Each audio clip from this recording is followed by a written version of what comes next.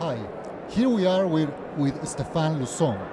He's the Director of Solution Management within SAP North America. Stefan, could you explain something about what's your role within SAP?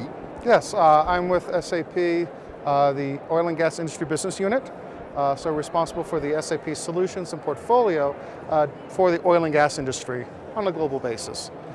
So we sort of interact with our customers, with our field sales, with our marketing groups, and of course the development groups to make sure we're putting together the right solution portfolio that meet the needs of our oil and gas customers.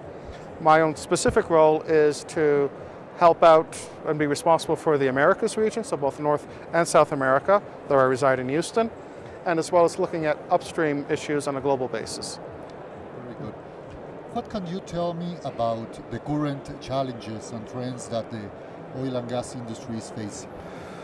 Well, right now, I think if most of you, if you follow the news, is you've seen a lot of volatility in oil prices.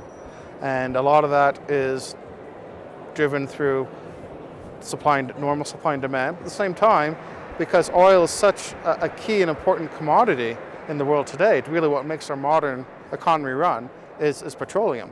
And so large geopolitical impacts as well too. So we have a trend of emerging markets that are growing in their own economic capabilities, which means they're becoming more energy intensive, needing more energy. At the same time, we're seeing some geopolitical instability. So recently we've seen what we're being called the social unrest in North Africa and the Middle East. But even then, we also have to look at, over time, we've already been able to get to a lot of what we'll call the easy oil in the world. And so the new oil defined is in much more difficult, more remote locations. So for example, I have to go further up the continental shelf of Norway, or I have to go into deeper water in the Gulf of Mexico off the coast of Brazil to get to these new sources. Or I'm going into northern remote parts of Russia where the reserves tend to be. The big reserves are in these remote locations where we need to go find them. So it becomes much more challenging from a technology and from an environment standpoint. But again, it's also interesting though, at the same time, is technology is also evolving within the oil and gas industry. And so it's very much a technology industry as much as it is just an energy industry. So 5 years ago, I didn't know how to drill in the deep water. I can do that today. I can get to reserves I couldn't do anymore. Also, off the coast of Brazil is when I get to deep water, typically if I get into my layers of geology, I have what they call basically salt. And I never had ways of seeing what was below the salt, let alone drilling below the salt. Today we've developed technology to do that, so we can get to new reserves. Or I can look at very tight or conventional sources. So right now we're seeing a boom in gas in North America through what they call shale gas. But there's also shale gas deposits in Eastern Europe, Central Europe, and other parts of the world too. They'll have an impact on gas markets. So there's always seeing a lot of changes in the industry. It's allowing us to get to new reserves. Also technology to make the most out of existing reserves, because the name of the game is as I produce, I need to replace my production. And then what we've been seeing is more difficulty though on what we call the downstream part of the business, is refining marketing, where it's been volatility in prices has been kind of squeezing a lot of pressure on margins, so lower returns, and very highly competitive market.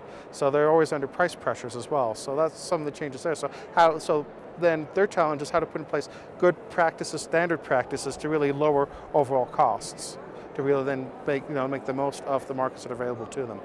And do you see anything different happening in the Latin American region? Something special or? Latin America is for the most part, it's quite exciting right now. That's where a lot of the growth is taking place. For example, Colombia, I was just there a few weeks ago, and their national company, Ecopetrol, is essentially going to be tripling production over the next 5 years.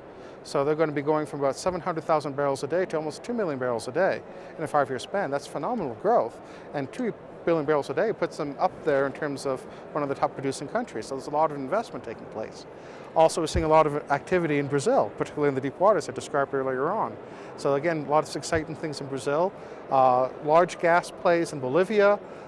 We also have, Argentina's also well mature. There's still opportunity in Argentina. But with some uncertainty in Venezuela, and that's just primarily through geopolitical factors, but they still, very strong reserves, particularly around heavy oil. And of course, as Mexico is interesting in the sense that because it's the country in the world where by law, under your Mexican Constitution, only Pemex can be the owner and marketer, distributor of oil and gas in Mexico. And so that brings its own unique challenges that it needs to overcome in terms of access to technology, access to structures, access to what would be in other countries' partners to help manage and mitigate risk in new discoveries. And so some unique challenges in Mexico, but you know, nothing's insurmountable. But it makes it a very exciting place to be from a region when I compare to things in other parts of the region. And so it's an opportune time for SAP to be present and looking at not just from a core business perspective in terms of ERP we can bring, but a great opportunity in a lot of our industry-specific solutions and some of our new development work that we're doing today.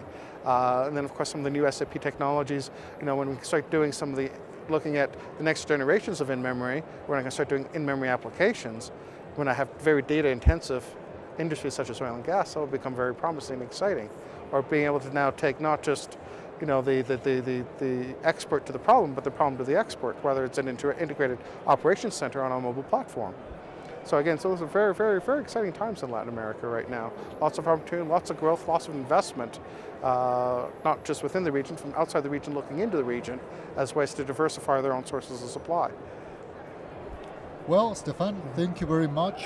We really appreciate your presence, your support for these events, and I hope you enjoy your stay in Mexico. Absolutely, it's always a great time here.